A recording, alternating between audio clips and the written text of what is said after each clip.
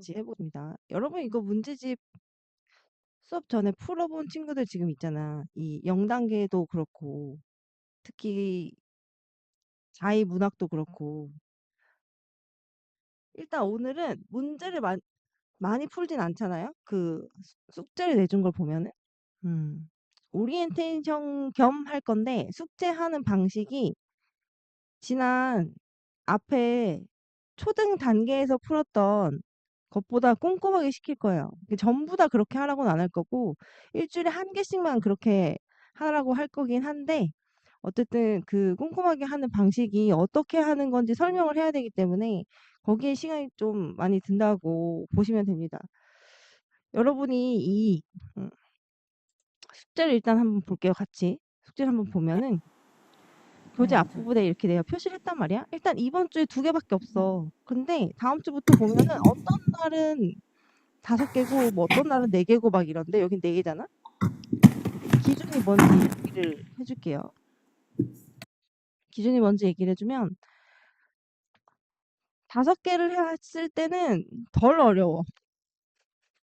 물론 내 기준이야. 내 기준이긴 한데 조금 정보가 더 복잡하고 어려운 어휘가 많이 나올 때는 4개고 그게 그나마 좀 덜하다 그런 게 라고 생각했을 때 5개씩 했는데 사실 그렇게 만만한 지문이 좀 하나도 없어요. 하나도 없고 좀 조금씩 다 어휘가 어렵고 소재가 쉽지 않아요. 일단 글을 보면 알겠지만 그 초등 단계에서 이 중등 단계로 비문학이 넘어올 때 가장 큰 특징이라고 여겨지는 부분이 지문의 길이 있죠. 지문의 길이는 비슷하거나 혹은 더 짧아. 뭐보다?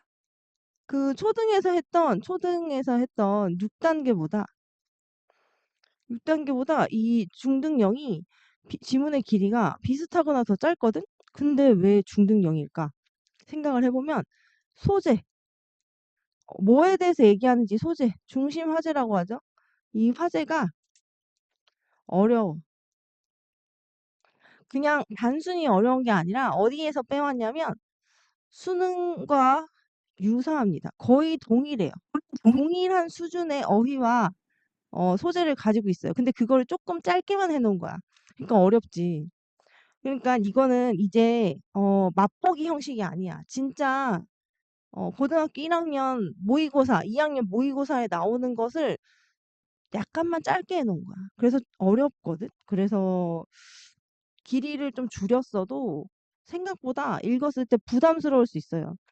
그래서 그거를 좀 연습을 해야 되고 그런 걸 어떻게 처리할 것인가. 그리고 이런 어휘들을 익혀야 돼. 이제 여기서부터 나오는 어휘들은 역시 중학교 1학년부터 고3까지 반복되게 쓰이는 거예요. 반복돼서 써요. 계속 나와. 계속. 여기 있는 어휘 모르면 안 돼. 어휘를 꼭 알아야 돼. 여기 있는 것들은. 음. 그래서 모르는 어휘가 없게끔 계속 읽어봐요. 뭐 이걸 적고 정리하고 이렇게까지 안 해도 되거든? 근데 여기에 정리되어 있는 어휘들을 읽어봐야 되고 만약에 정리가 안 되는데 내가 모르는 게 있어? 그럼 그 국어사전 찾아봐야 돼. 여기 있는 거 정도의 단어를 모르면 고1 모의고사에 나오는 지문에 모르는 단어 없이 읽어내기 좀 힘들어요. 그래서 그런 요 2가지의 특징 때문에 우리가 좀 어렵게 느껴진다라는 거를 얘기를 해주고 그리고 이 5개를 다 수업 시간에 다 읽으면서 한 문제 한 문제 다 해결하기 힘들거든. 음. 그리고 지금 와서 내가 얘기를 하자면 처음에 이 초등 단계 거 할 때도 선생님이 지문을 같이 읽고 문제를 4개를 다 같이 풀고 지문 분석 다 같이 하고 이렇게 안 했어요. 원래는. 문제는 하나만 같이 풀었어. 제일 어려운 거. 추론 문제나 적용 문제만 같이 풀었거든. 근데 애들이 생각보다 너무 못하는 거야. 문제를 많이 틀리는 게 아니라 문제는 맞추는데 왜 맞는지 왜 틀린지 설명 못하는 거야. 내가 물어보고 이걸 야 너네 이거 무슨 뜻인지 아냐 이렇게 물으면 애들이 몰라요. 그냥 답이 그거니까 그거 아니에요. 이렇게 하는 거야. 그래서 이거 안 되겠다 싶어서 지문 다 같이 읽고 지문 분석 다 같이 하고 문제 4문제 다 같이 푸는 걸로 바꾼 거거든. 그게 되게 반복적이고 귀찮지만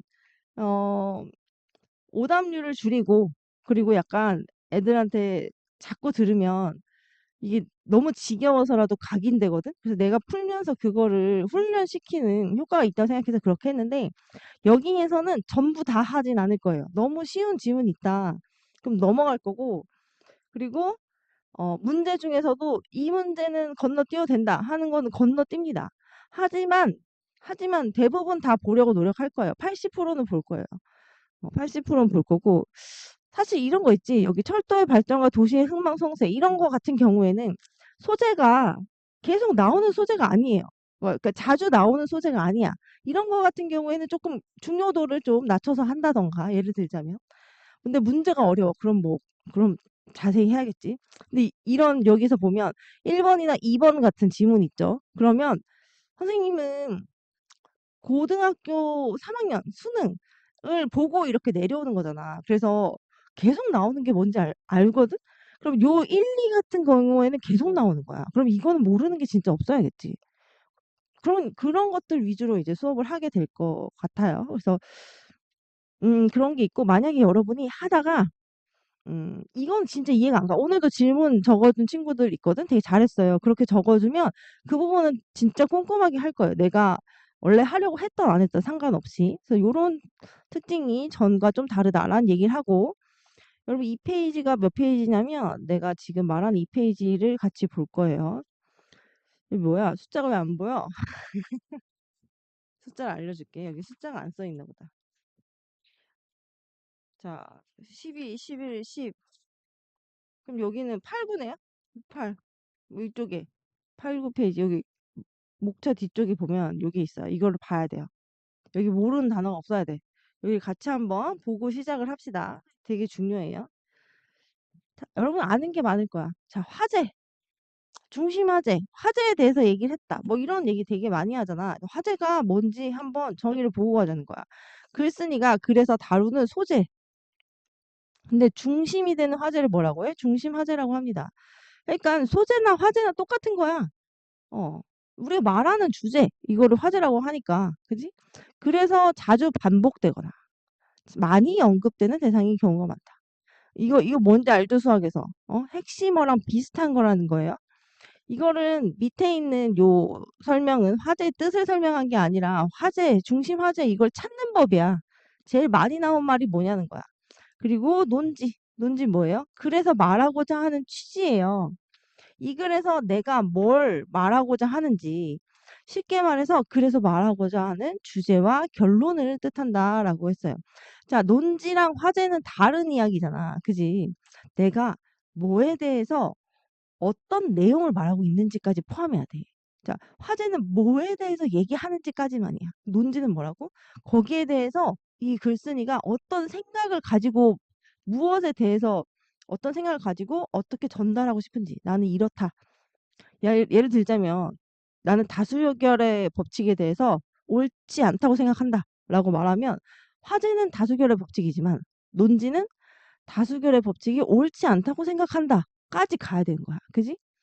그리고 중심 문장과 뒷받침 문장은 여러분 초등학교 4학년 때 하는 3학년 때 하는 겁니다. 그리고 초등학교 5학년 때도 한 번 더 하죠. 근데 중학교 1학년 때도 또 나와요. 2년마다 한 번씩 계속 나오고 있어. 국어 시간에. 근데 충격적인 사실은 고등학생들을 가르쳐 보면 고등학생들 이거 몰라. 모르는 애들 있어. 충격적이지. 중심 문장, 뒷받침 문장이 뭔지는 설명할 수 있어, 애들이. 자, 핵심 내용이 담겨 있는 문장. 그리고 뒷받침 문장 이거를 자세히 설명한 내용 이거 아는데 못 찾아. 근데 못 찾으면 무슨 소용이야. 예를 들어서 이런 거랑 똑같은 거야. A 더하기 B는 뭐 A랑 B를 더하는 거예요. 라고 설명할 수 있어, 누가. 그런데 2 더하기 3은? 이렇게 물으면 몰라요. 하는 거랑 똑같은 거란 말이야. 적용이 안 되면 안 돼요. 그죠? 대체로 문단이야. 문단의 처음이나 끝에 중심 문장이 있는 경우가 많다. 근데 여러분 풀다 보면 중심 문장 없을 때도 있죠. 뭐 과정을 설명하거나 이럴 때. 근데 이렇게 중심 문장이 보통 있다 하면 이런 경우가 많고 구체적인 사례, 예시를 들거나 중심 문장의 내용을 좀 더 쉽게 풀어서 설명하는 경우. 자, 이게 예시를 들은 거나 쉽게 풀어서 설명하는 거나 둘 다 사실 뭐예요? 이해를 돕는 거잖아. 이해를 돕는다. 자, 자세히 알려주기 위해서 너 여기 앞에서 이 말 이해했어? 모르겠으면 이걸 보고 한 번 더 이해해봐. 봐봐. 그런데 이것도 모르겠어? 그럼 내가 너 주변에 있는 걸로 예시를 들어서 얘기해줄게. 뭐 이런 식으로 뒷받침 문장은 주로 음, 읽는 사람의 이해를 도와주는 것들이 구성되어 있다라고 보면 됩니다. 그다음에 관점. 자, 이 관점은 주로 어디에 나오냐면 물론 다 중요하지만 관점은 철학. 아이고, 철학이나 왜 이래? 철학자, 철학자라던가, 응? 철학자라던가 아니면 어떤 철학이라던가 여기에서 가장 많이 나오고 그 다음에 두 번째로는 과학자들에 대해서 나왔을 때 왜 빨간색을 썼냐면 특히 철학자들 같은 경우에 관점 문제가 무조건 나오는데요. 두 문제, 세 문제 정도 나오는데 어려워요. 이런 걸 풀 때, 이런 거 풀 때 어려워. 그래서 관점 문제를 어떻게 해결하는지 정리를 하고 가야 되는 측면이 있습니다. 이게 수능에 나오면 항상 아이들을 망하게 하는 그런 킬러 지문으로 나오기 때문에 음, 지금부터 조금씩 조금씩 연습을 해놓으면 잘 할 수 있어요. 그리고 가끔 과학자들로 이 관점 문제를 낼 때가 있어요. 뭐 그런 거 있잖아. 이 사람이 연역적인 방법을 추구하는지, 뭐 이런 것들, 그리고 방식이 차이가 있어. 이 사람이 실험을 해서 어, 결과를 보고, 이 실험 결과를 보고 이야기하는 건지, 아니면은 뭐, 다른 방식으로 결론 내는 걸 좋아하는, 과학자인지, 이게 과학이지만, 음, 여러 가지 견해의 차이가 있을 수 있기 때문에, 그걸 정리해서 이 사람들이 무슨 다른 이야기를 하는지 이런 얘기를 하는 거를 어떻게 풀어 나가야 할지 정리를 좀 해놓을 필요가 있어요. 이 문제들을 유난히 어려워하거든, 애들이. 자, 어떤 대상이나 상황을 바라보는 태도나 방향이래. 이거 오늘 푸는 것 중에 여러 명의 견해가 나오지 않는데 그 로크의 그 백지론이 나온단 말이에요. 그것도 이 관점 문제예요. 관점 문제. 견해, 주장, 생각 등과 같거나 비슷한 의미로 사용되는 경우가 많다. 이 단어가 이런 생각과 뭐 주장과 견해와 이렇게 물어보는 것과 관점은 이라고 물어보는 것과 같은 내용이라는 게 결국엔. 근데 이거는 요렇게 정의만 봐서는 좀 해설이 힘들고 문제를 보면서 어떻게 해결할지 나중에 정리를 해봅시다. 근데 전제는 뭐예요? 어떤 사실이나 주장을 이끌어내기 위한 기초가 되는 판단 내용이나 사실이래. 어, 뭐 이런 거 있잖아. 곱하기를 배우려면 더하기 빼기를 안다는 전제가 있어야 된다. 약간 이렇게. 어, 그 전에 기초가 있어야 된다. 그런 사실 이런 걸 얘기하는 거죠. 추론 문제 이런 얘기 많이 했지, 우리가. 추론은 이미 알고 있는 정보로부터 새로운 걸 이끌어낸다는 거야. 그럼 이미 알고 있는 정보 어디 있을까? 보통 본문에 있는 거를, 본문에 있는 거를 근거로 해서 이걸 근거로 했을 때 이런 새로운 게 이끌어서 이렇게 결론 낼 수 있을까? 너는 이거를 판단할 수 있어? 옳은지 그른지? 이게 본문에 근거가 있어? 이런 걸 물어보는 거야. 사실 이거 두 번 생각해야 되거든. 왜? 다른 거는 여기에 근거가 있는지 없는지만 따지면 되는데 이게 이거랑 연관이 있는지 없는지도 우리가 알아야 되잖아. 그래서 요 한 번 더 생각하는 거. 이게 보통 이런 문제가 다른 건 다 2점일 때 얘는 3점으로 나오죠. 보통 관점 문제도 3점이에요. 그리고 추론 문제도 3점이야. 나머지는 다 대부분 2점짜리 문제인데 이런 거 3점으로 나와. 어렵다는 뜻이야. 한 번 더 생각해야 돼. 이런 뜻이죠. 비판은 뭐예요? 앞에 어떤 사실이 있어. 아니면 어떤 현상이 있어. 그런데 이게 맞아 틀려를 가지고 어떤 거기에 대한 주장을 좀 가지고 아니면 한쪽 편의 시각을 가지고 이 글쓴이가 얘기를 합니다. 우리가 비판적이다라고 할 때는 너 그거 좀 잘못된 것 같은데? 라고 말하는 경우가 많죠. 그래서 옳고 그름을 밝히거나 라고 했을 때 옳은 경우 거의 없어요. 지문에서 만났을 때 옳은 경우 얘기하는 거 거의 없고 틀린 것만 계속 얘기해요. 너 글렀 이런 부분 글렀어. 틀렸어. 이런 거. 아니면 잘못된 점을 꼭 집어서 지적하는 거. 그래서 소설 같은 데서도 이건 비문학이지만 소설에서도 뭐 양반들의 태도가 잘못됐다 이런 거를 얘기할 때 뭐라고 말해? 양반들에게 비판적 태도를 가지고 있다 이렇게 말을 하죠. 어, 아니 뭐 사회에서 환경 운동가들이 하는 어떤 어 그 뭐랄까 지금 정확한 단어가 자격, 지위 이런 걸 말하는 게 아닌데 환경 운동가들이 하는 그 운동의 의미가 우리 사람들이 환경에 끼치는 나쁜 영향을 그만하도록 하는 어떤 감시자의 역할을 한다. 이렇게 표현하면서 그 사람들이 우리가 일반적으로 할 수 있는 환경을 더럽히는 행위에 비판적인 이야기를 한다. 뭐 이렇게 말할 수 있잖아. 잘못된 점을 지적한다. 이런 뜻이지. 비판적인 게 옳고 그름에 대해서 판단한다라고 사람들이 정의를 알고 있으니까 이게 맞는 정의인데도 옳은 부분에 대해서도 얘기해야 되는 거 아니야? 라고 생각하는 애들이 종종 있거든.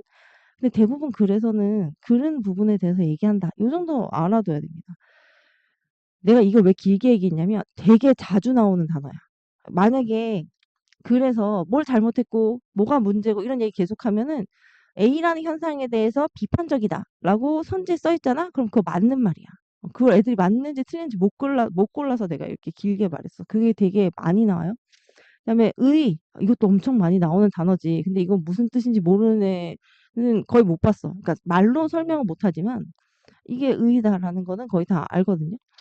어떤 사실이나 행위 따위가 갖는 중요성, 가치, 이 대상이나 현상이 존재함으로써 지니는 장점이나 좋은 점. 자, 여긴 나쁜 점을 지적하는 건데 의의는 좋은 점에 대해서 딱 정리를 해주는 거야. 좋은 점. 이게 있으니까 우리나라는 뭐 과학적인 기술을 옛날부터 활용했다라는 그런 걸 알 수 있게 해주는 유적으로서의 의의를 가진다. 뭐 이렇게. 기능은 뭐예요? 어떤 구실이나 작용. 얘가 어떤 역할을 하냐. 음. 수단이라는 거는 A가 B를 하기 위해서 뭔가 필요해. 어떤 수단이 필요해. 그래서 방법이나 도구가 필요하다. 이의랑 달라요. 이의 신청한다라고 하면 나는 그 부분에 있어서 동의하지 않는다. 다른 의견이 있다라는 뜻이에요. 다른 의견이라는 뜻이에요. 이의는. 의의는 이거는 중요하거나 가치가 있고 나는 보통 이걸 가치와 의미라고 얘기하거든. 좋은 점에 대해서 얘기하는 거예요. 이의는 다른 의견. 거기에 다른 의견이 있을 때. 수단은 방금 말했듯이 어떤 것을 하기 위한 방법이나 도구.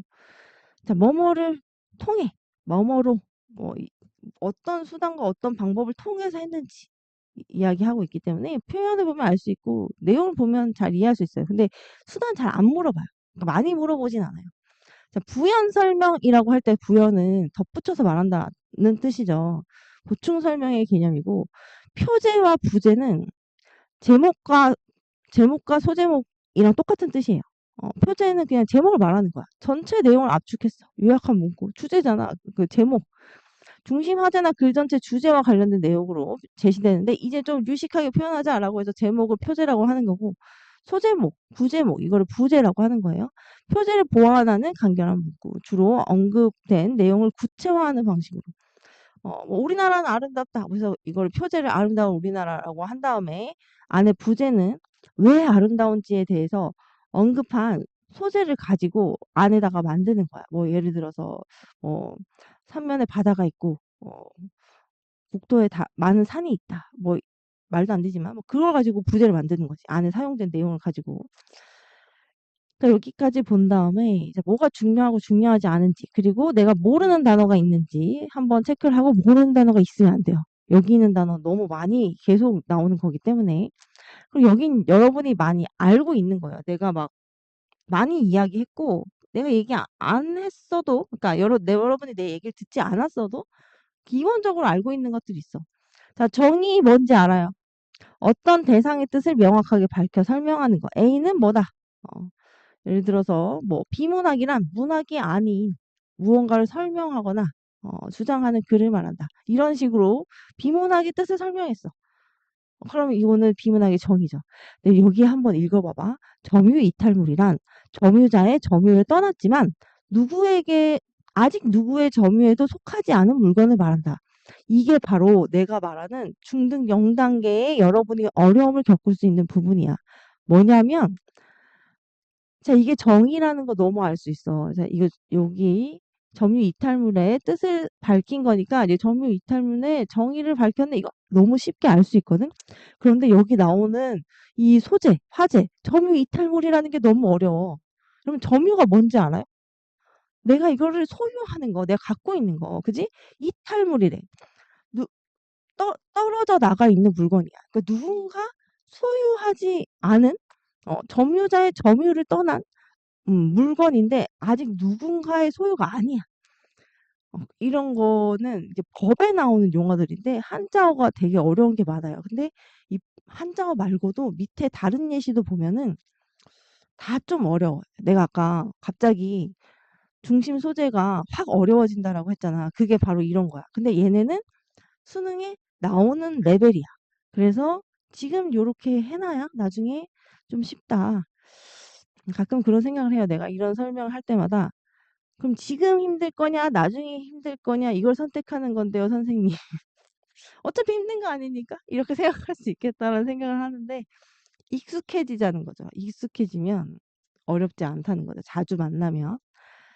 그다음에 예시는 여러분이 압니다. 그냥 구체적인 사례를 들어 설명하는 거예요. 예를 들어 예컨대 뭐 이거 말고도 이런 말을 하지 않고도 그냥 예를 쭉 들기도 하죠. 숫자 10을 뽑은 사람은 아프리카 국가의 비율이 10%일 것이라는 짐작에서 출발한다라는 뭐 이런 예를 들었어요. 이것도 예시 자체도 평범한 예시를 지금 여기다가 두지 않았죠? 지금 여기 다 예시가 있잖아요. 비교는 기본적으로 공통점을 바탕으로 설명합니다. 자, 그리고 요건 내가 지금 어렵다고 생각하지 않기 때문에 빨리 넘어가는 거야. 대조는 차이점을 가지고 설명을 해요. 그런데 평소에 사람들이 비교 대조해보자라고 붙여서 말을 잘합니다. 공통점 차이점을 가지고 이야기해보자라고 합니다. 반면에 이와 달리 반대로 이렇게 사용하는 건데 보통 문제로 구성되는 경우에는 공통점을 이야기하는 경우보다 대조적으로 이야기했을 때 두 개를 바꿔서 틀린 선지를 만드는 경우가 많습니다. A는 B이고 C는 D이다라고 했을 때 선지에다가 A는 D이다라고 바꿔놓는 거야. 응? 그렇게 헷갈리도록 해놓는 거지. 그다음에 분류는 나누어 설명하는 거. 자, 정치 광고에는 크게 직접적인 전공법과 부드러운 포장법 두 유형으로 나눌 수 있다. 자, 이거를 이렇게 하위 개념 두 가지로 나눠서 설명을 합니다. 요거 안에 이거 두 가지가 있다는 거잖아. 그지? 이렇게 나눠주는 거고. 분석하는 건 안에 구성 요소별로 나눠서 한다. 자, 원래 나는 이거를 되게 유치하고 쉬운 걸로 설명해. 분석한다고 할 때. 그, 너네 들어봤지만 시계 안에 분침, 시침, 초침 뭐 이런 거 있고 시간을 알려주는 숫자가 있고 뭐 안에 뒤에 뭐 톱니바퀴가 막 돌아가고 막 이런 걸로 설명을 하는데 여기 예시를 봐봐. 양부일구는 크게 그림자를 만드는 막대인 영침과 그 그림자를 받는 시반으로 이루어져 있다. 이제 이게 훨씬 어려운 소재가 나오는 거야. 그래서 읽을 때 되게 쉬운 문장의 형태인데 이해가 잘 안 되는 경우들이 있거든. 요런 식으로 어려워진다라는 거. 어쨌든 양부일구 안에 명칭과 시반으로 구성되어 있는 거잖아요. 그냥 아까 시계 안에 구성요소 설명한 거랑 똑같아요. 구성요소 설명하는 거고. 인과는 쉬워요. 뭐야? 원인과 결과에서 한 글자씩 따서 인과라고 했죠, 원래. 어떤 일의 원인과 결과를 밝힌다 했습니다. 왜냐하면 뭐뭐 때문에 뭐뭐한 결과 뭐 이런 식으로. 이건 어렵지 않으니까 넘어가 보겠습니다. 본문으로 들어갈게요. 여러분 이거는 이제 입에 달고 글을 읽었을 때 여기 지금 인과가 쓰이고 있다. 정의다. 아, 얘 지금 예시를 들고 있네. 아, 대조점을 가지고 이야기하네. 이런 게 읽으면서 머릿속에 저절로 떠오를 정도로 계속 할 거예요. 알았죠? 타고난 능력이란 없다. 이게 아까 내가 앞에서 말했던 로크의 백지론인데 로크의 백지론에서 로크의 관점이 뭘까? 자, 로크 철학자예요. 로크의 관점이 뭘까? 이 사람의 관점이 뭘까? 이 사람은 어떤 생각을 가지고 있을까? 이거를 정리해야 돼. 그걸 물어볼 거니까. 무조건 물어봐요. 17세기 활동한 영국의 철학자 존 로크는 대학 시절 의학을 공부한 인물이다. 철학자인데 원래 의학을 공부했대. 로크는 의사로서 갓난아이부터 만 6세까지의 어린아이를 접해본 경험을 통해 태어날 때 사람의 마음 상태가 백지와 같다. 자, 특별히 처음에는 정해져 있는 게 없다. 그거를 어디에 비유했어? 백지에 비유했어. 비유. 여기에 백지를 또 한자어죠. 이거를 그냥 우리말로 풀어서 하얀 종이라고 했어요. 같은 말이잖아. 그지? 사람의 마음은 하얀 종이처럼 아무것도 없이 태어났다는 것이다 했습니다. 이 생각이 로크 사상이 출발하는 출발점이에요. 여기가 이 생각에서 백지론이 출발합니다. 이 사람은 의학자잖아. 의학을 했잖아.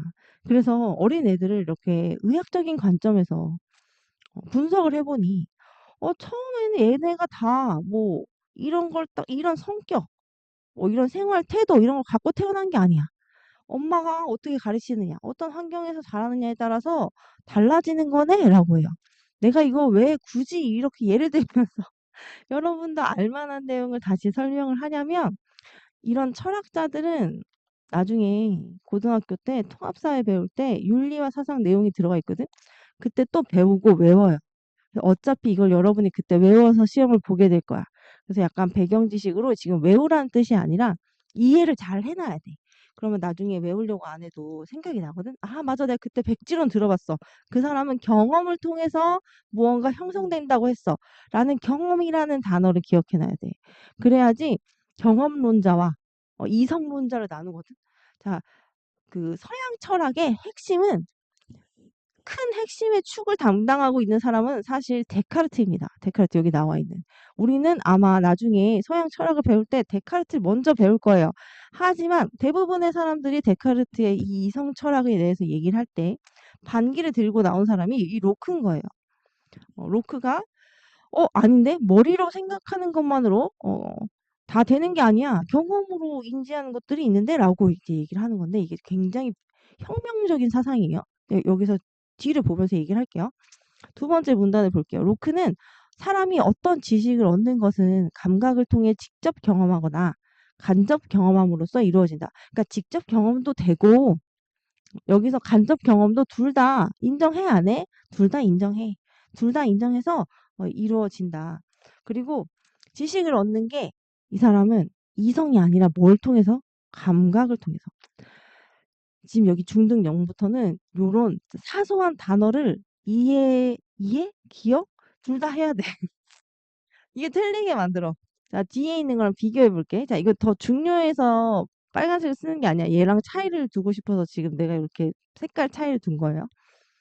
이는 경험에 의지하지 않고, 자, 여긴 감각을 통해서 직접 경험해야 되는데 여기 경험에 의지하지 않아요. 그리고 생각만으로, 여기서 중요한 건 생각이에요. 감각이 아니고 생각만으로 세상을 정확히 인식할 수 있다. 이건 데카르트의 주장이에요.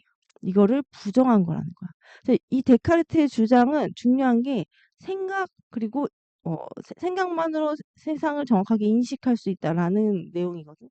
그럼 두 사람의 관점은 완전히 반대예요. 데카르트는 경험하지 않아도 된다라는 관점을 갖고 있는 거야. 근데 누군가 예시로 경험을 통해서 동그란 건 굴러가는구나라는 걸 알았다라고 말하면 이거는 로크예요, 데카르트예요? 로크예요.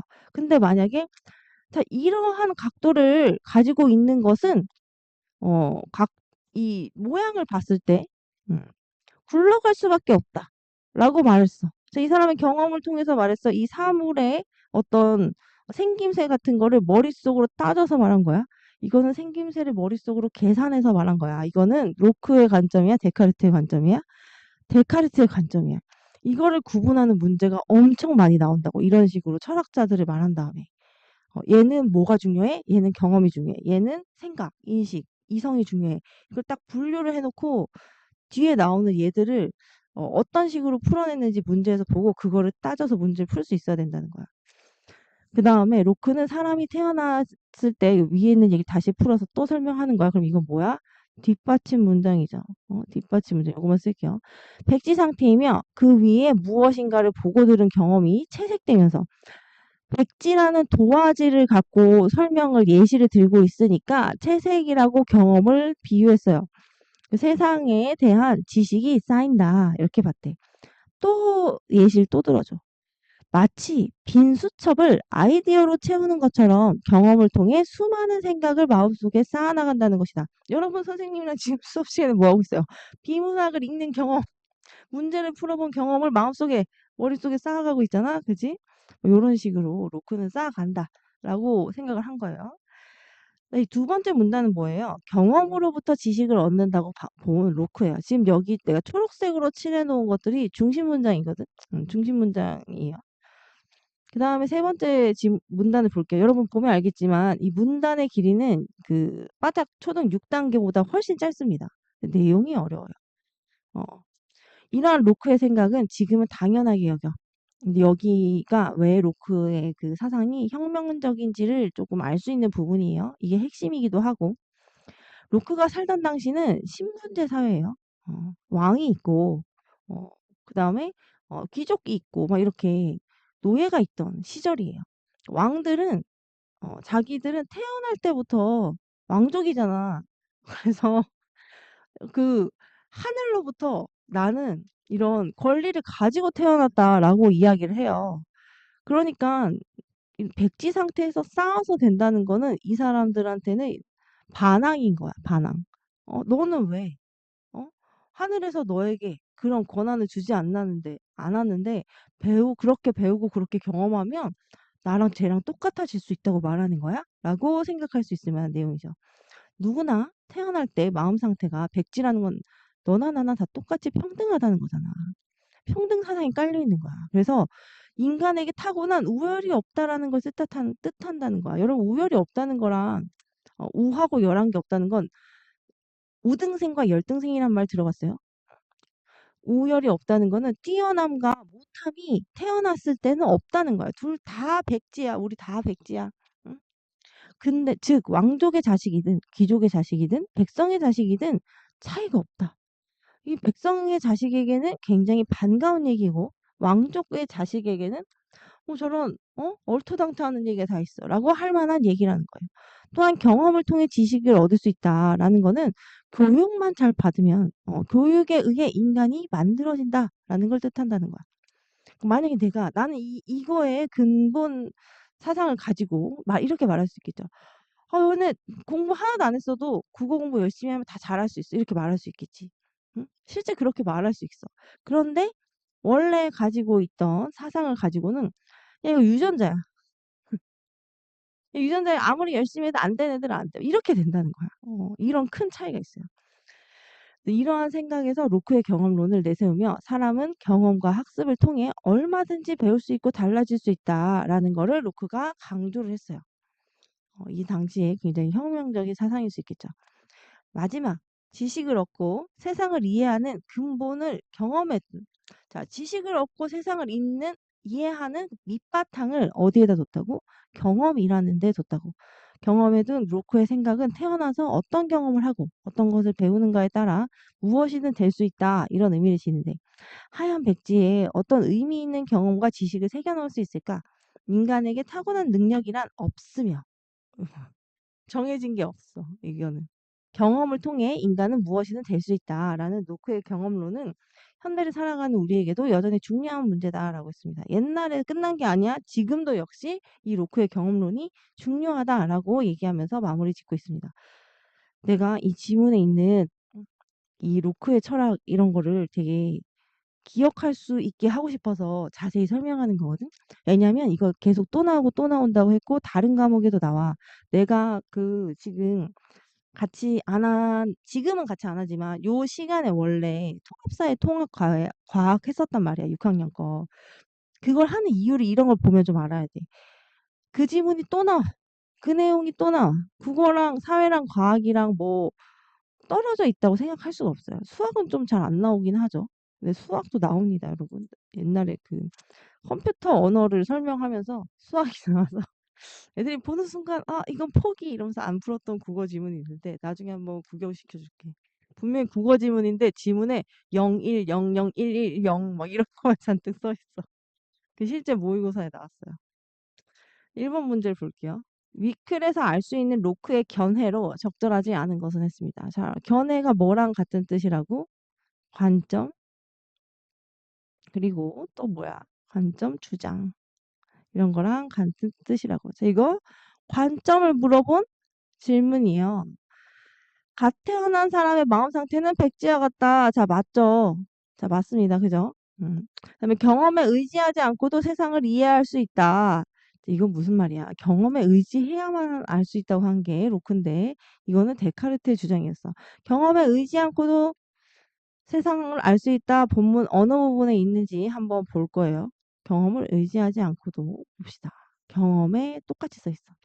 경험에 의지하지 않고도 세상을 알 수 있다. 이렇게 쓰여져 있어. 내가 이거 그냥 중요해서라기보다 다른 거랑 다른 색깔로 하려고 이걸 표시한 건데 이렇게 한 다음에 이거를 문제 1번이죠. 문제 1번, 1번에 선지 뭐예요? 선지 2번의 근거. 아, 여기 문제 1 다음에 동그라미 안 치려고 했는데 모르고 쳐버렸어. 문제 1의 선지 2의 근거라고 이렇게 씁니다. 이렇게 지문 하나는 이렇게 선지를 골랐을 때 얘가 왜 맞고 틀렸다고 생각했는지 뭐 이런 근거를 좀 표시했으면 좋겠어. 사실 1, 2, 3, 4, 5 다 했으면 좋겠는데 안 할 것 같아가지고 안 할 것 같아가지고 꼭 헷갈리는 거나 정답만이라도 표시했으면 좋겠습니다. 이렇게 꼭 형광펜으로 밑줄을 쳐서라도. 그다음에 감각을 통해 직접 경험함으로써 지식을 얻을 수 있다. 요 바로 위에 있는 문장이죠. 그래서 이것도 맞는 말이고. 무엇인가를 보고 들은 경험을 통해 세상에 대한 지식이 쌓인다. 사람은 경험과 학습을 통해 얼마든지 배울 수 있고 달라질 수 있다라고 했죠. 자, 감각을 통해 경험함으로써. 뭐 전부 다 본문에 나온 거 그대로 쓰여져 있고 이 로크의 견해는 뭐였어? 경험이 중요하다. 경험, 백지 상태의 경험을 쌓아가면서 사람이 만들어지는 것이다. 라는 얘기죠. 그래서 답은 2번이에요. 이런 문제가 꼭 나온다는 거고. 자, 2번을 볼게요. 윗글에 대한 설명으로 가장 적절한 것은 있어. 이거는 글의 전개 방식을 물어보는 문제예요. 사람의 타고난 마음에 대한 여러 가지 견해를 비교하고 있다. 자, 1번 고른 친구들 있어요. 왜? 데카르트도 나오고 로크도 나오니까.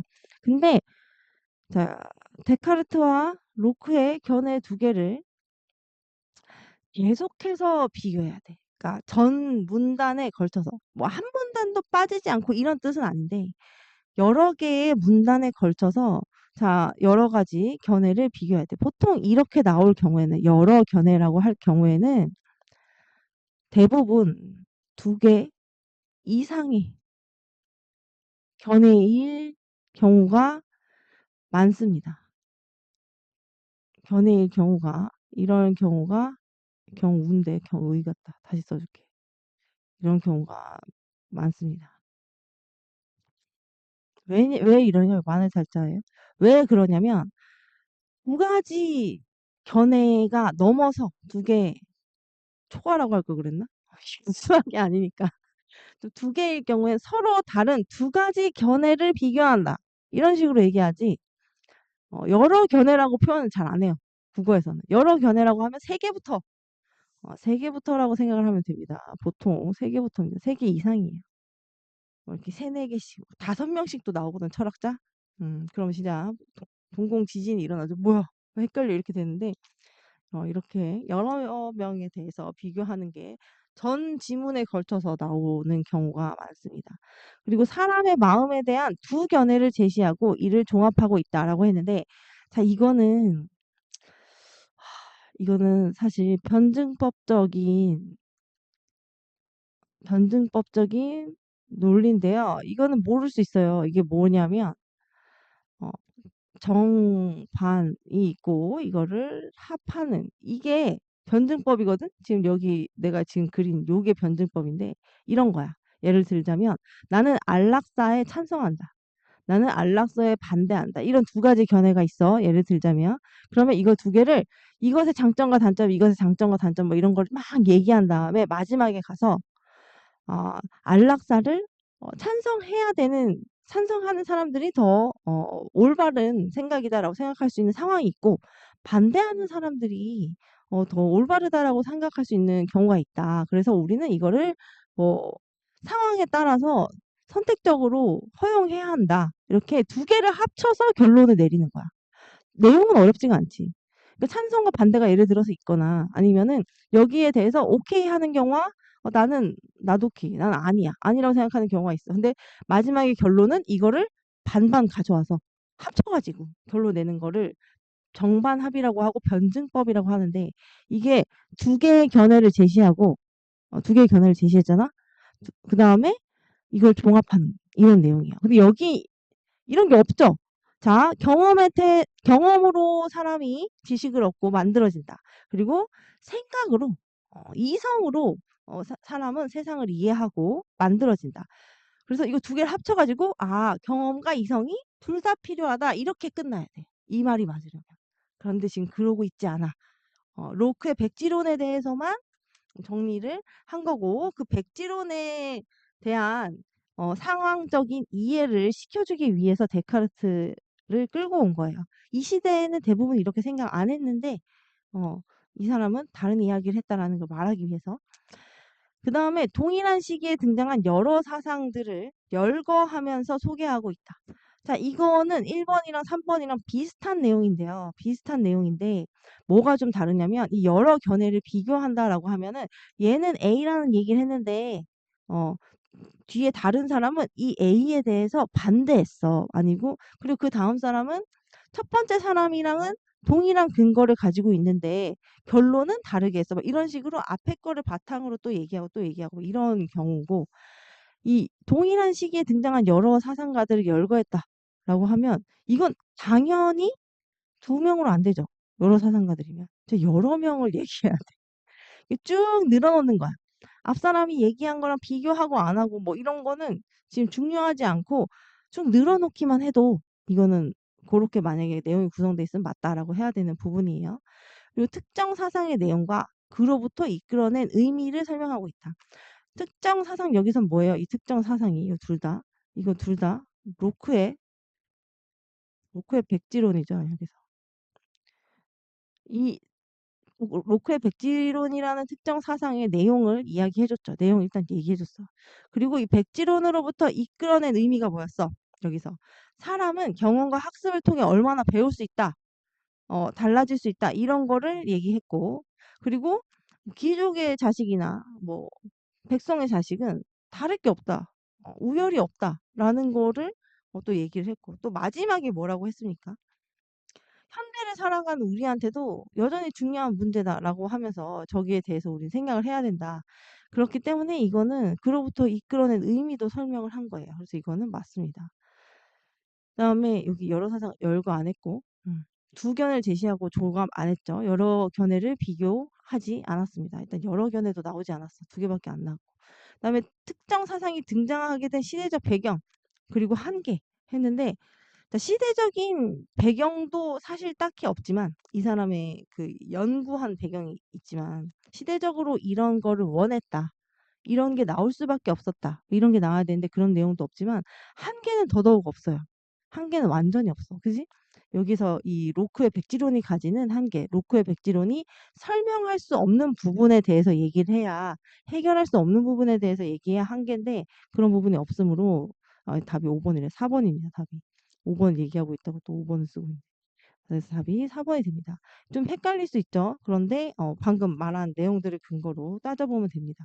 좀 어려운 말이 많아요. 아까 내가 말했다시피.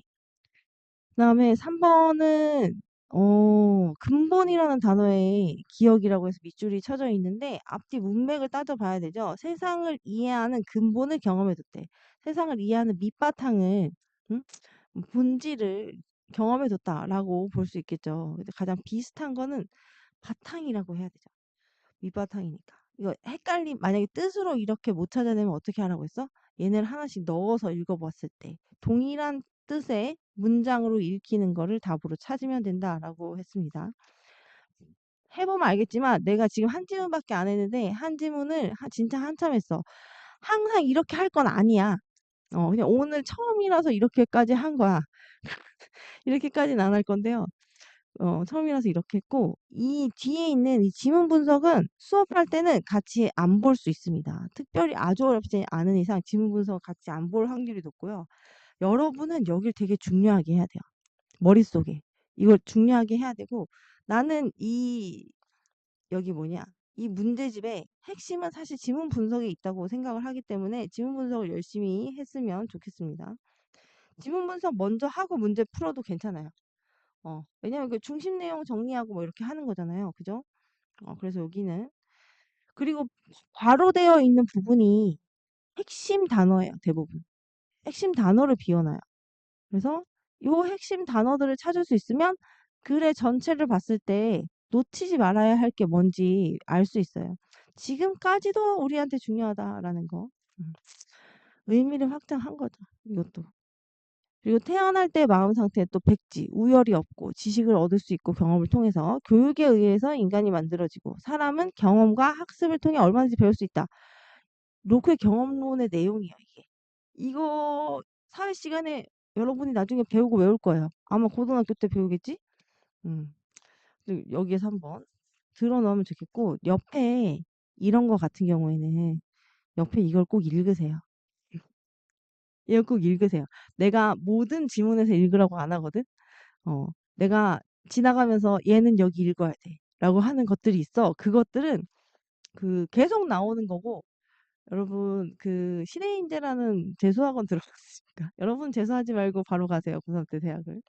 어, 근데 재수학원에서 거기 다니는 애들한테만 주는 문제집이 있어. 그 문제집이라고 하기 좀 그렇고, 1년 동안 사회, 경제, 뭐 이런 거 핵심 내용들, 배경 지식만 모아놓은 책을 주거든? 그러니까 거기에 관련된 게 나오면 이미 알고 있으라고. 그런 거에 들어가 있는 내용이야, 이게. 그런 거에 매년 비슷한 게 나오거든? 매년 비슷한 게 나오는데 조금씩 그때 유행하는 것들이 더해질 뿐인데, 요거는 거기 들어가 있는 내용 중에 하나입니다. 그러니까 재수생들이 한 달에 3,400만 원 내고 거기서 들으면서 받는 자료인데 여기 들어가 있으면 여러분이 봐야겠어, 안 봐야겠어? 음, 걔네는 외우지만 우리 외울 필요는 없잖아. 읽어놔야겠죠?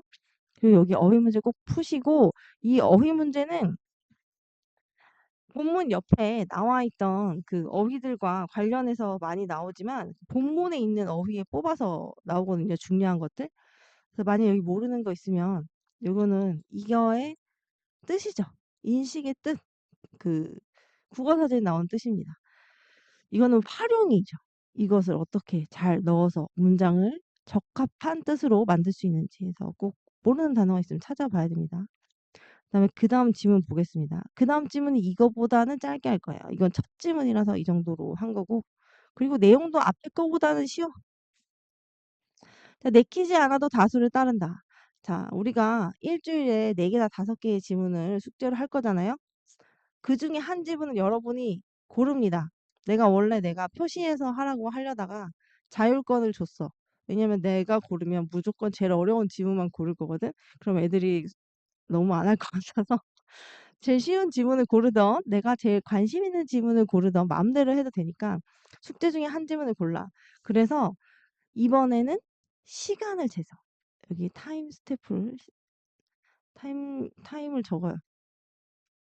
여기다가 예를 들어서 뭘 적냐면 지문을 읽고 문제 푸는 데까지 걸리는 시간.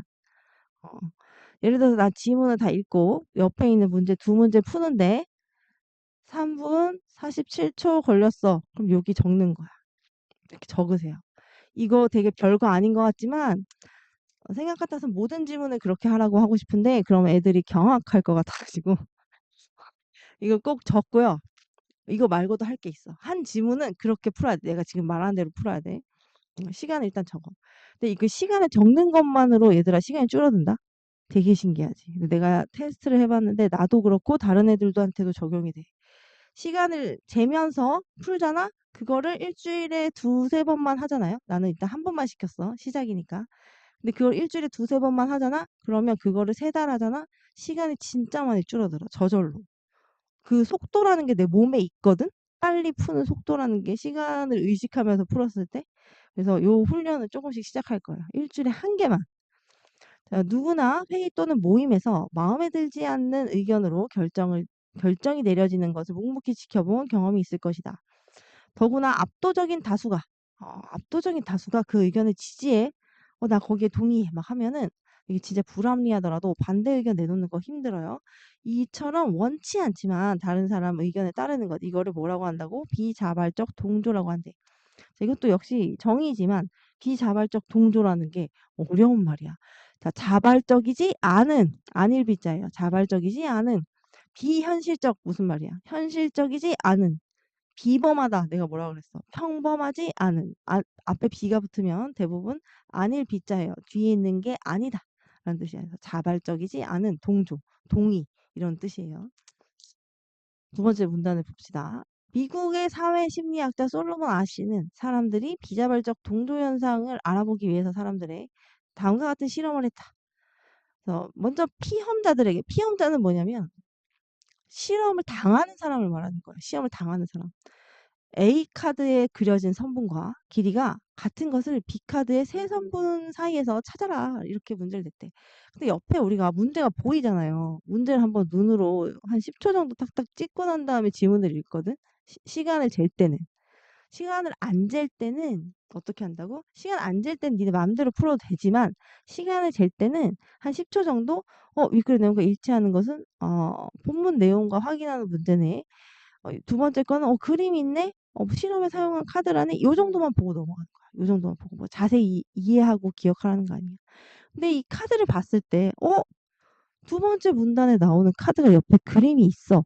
그러면 내가 여기 써놨는데 읽을 때 만약에 도움이 된다라고 생각이 되면 그림을 보면서 읽어요. 그러니까 계속 이렇게 그림 왔다 갔다 하면서 읽으라는 게 아니라 그림을 한번 보는 거야. 아, A카드의 이 선분 길이랑 B카드에 있는 거랑 똑같은 거 찾으라고 했구나. 여러분 뭔지 한눈에 알겠잖아요. 여러분도 한번 골라봐. 3번이잖아. 그지? 맞아요? 3번이겠죠? 상식적으로.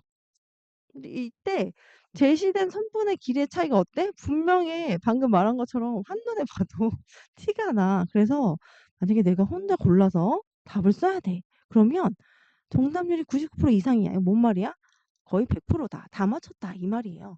하지만 실험 상황에서 자, 여기 사람들이 다 있는데 자, 1번인 사람 손 들어보세요. 막 이렇게 하고 2번인 사람 손 들어보세요. 자, 마지막 3번이라고 생각하는 사람 손 들어보세요. 이렇게 한 거야. 의도적으로 3번에 배치했겠지. 그래서 앞에 있는 사람들이 막 말을 하는데 예를 들자면 다 1번 아니면 2번이라고 하는 거야. 근데 마지막에 내 차례야. 이상하게 나 3번이라고 생각했는데 아무도 3번이 없어. 내가 잘못 봤나? 라고 자꾸 생각을 하는 거야, 지금. 그래서 실험 협력자들은 다 짜고 치는 거다라는 거죠, 나머지는. 자기 순서에서 정답을 말하려고 기다린 이 피험자는 자기 앞에 사람들이 갑자기 다 다른 번호를 정답이라고 연속해서 말하자 당황하기 시작합니다. 그래서 혼자인 상황에서는 99% 이상 정답을 맞히지만 이 실험 상황에서는 오답률이 얼마나 돼요? 36.8%에 달합니다. 자, 여기에서 사실 그 2번 문제를 먼저 풀 수 있지만 일단 넘어가겠습니다. 여기서 만약에 그냥 시간에 맞춰서 푸는 거면 바로 풀 수도 있어요. 그다음에 실험이 끝난 뒤 오답을 말한 후험자들을 인터뷰했어요. 그랬더니 정답 알고 있어. 근데 왜 그걸 말했어? 라고 물어보니까 다른 사람들과 다르게 보이기 싫어서 내가 튀기 싫은 거야. 그래서 틀린 답을 이야기했다. 이게 이유인 거죠. 그죠? 그래서 혼자 튀기보다는 차라리 틀리게 말하고 다수에 묻혀 있고 싶은 심리 이게 드러났다는 거야. 자, 이거를 누가 솔로몬 아시가 실험해서 알아냈대. 우리가 내키지 않으면서도 다수의 결정을 따르는 것에는 이런 이유가 있대. 이런 이유가 있어. 그래서 모난돌이 정맞는다라는 속담처럼. 자, 이 속담을 인용했죠. 여기. 속담을 인용하고 있습니다. 작은 따옴표로 표시했네요. 여기서는. 밖에서 이 집단에 속했을 때 우리가 튀지 않는 게 미덕이라는 식으로 배우고 자랐기 때문에. 그러나 불만스러운 결정을 매번 따라가는 거는 어떻대? 바람직하지 않대. 이 사람 생각이. 그래서 가끔은 다수의 결정에 이의를 제기하는. 아까 친구 이의 뜻을 물었는데 여기 이의가 내가 뭐라고 했어? 내가 이거 아니다라고 생각했을 때 다른 의견을 제기하는 행동도 필요하다는 거야. 다수의 결정이 항상 옳은 것은 아니기 때문이다라고 했어요. 자, 여기 어려운 내용은 없지만 단어가 그렇게 쉽진 않습니다. 그다음에 옆에 가서 한번 보겠습니다. 문제를 볼게요. 윗글의 내용과 일치하는 것은 이라고 했어요. 일치하는 것. 그럼 틀린 거 왜 틀렸는지 숙제하는 거라고 생각했을 때 왜 틀렸는지 선지를 다 본문에 표시해야 돼. 자, 비자발적 동조 현상은 원치 않지만 자기 의견을 내세우는 걸 말한다. 자, 요 비자발적 동조 현상이 원치 않지만 자기 의견을 내세우는 것이라고 말했습니다. 그러면 이게 맞는지 틀렸는지 알 수 있는 문장이 여기 어디 있어요, 여러분? 여러분 찾을 수 있습니까? 어디 있어요? 비자발적 동조가 원치 않지만 똑같아. 다른 사람의 의견에 따르는 것이라고 했잖아. 어디가 달라? 다른 사람의 의견이래잖아, 여기. 응? 이게 뭐라고? 문제 1에 1번 선지의 근거잖아요. 요렇게 표시를 하라고. 형광펜으로 같은 선지랑 예를 들어서 같은 색으로 표시를 해서 여기 이거의 근거다. 이런 식으로. 아니 뭐 볼펜으로 쓰든 이렇게 문제 1에 1의 근거 이런 식으로 표시를 해줍니다. 이거를 타임 스탬프 찍는 문제는 선지를 다 합시다.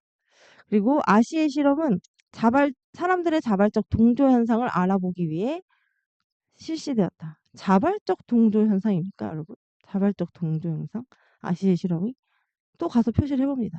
제가 지금 연습하는 거니까 같이 하는 거예요. 원래 혼자 해야 돼요. 비자발적 동조 현상이잖아요. 이거 또 뭐라고 한다고? 여기다가 여기 이렇게 해서 1에 2번이 근거잖아. 맞죠? 1에 2번의 근거다. 이렇게 하나씩 다 하는 거예요. 그 다음에 아시의 실험은 처음부터 정답을 고르기 어려워. 실험 설계에 문제가 있었다. 맞습니까? 여기 뭐라고 돼 있어요? 보면 바로 할 수 있다고 되어 있었지. 뭐라고 돼 있어? 길이의 차이가 분명하기 때문에 정답률이 아주 높았어. 이거를 뭐라고 할 수 있을까? 이렇게 해서 이거는 1에 3번의 근거다. 이렇게 표시하는 거예요. 간단하죠? 어렵지 않아요. 귀찮을 뿐이에요. 그리고 제발 머릿속에 남아있는 걸로 하지 말고 이렇게 찾아서 정확하게 푸는 거를 지문 하나만 일주일에 하나만 합시다.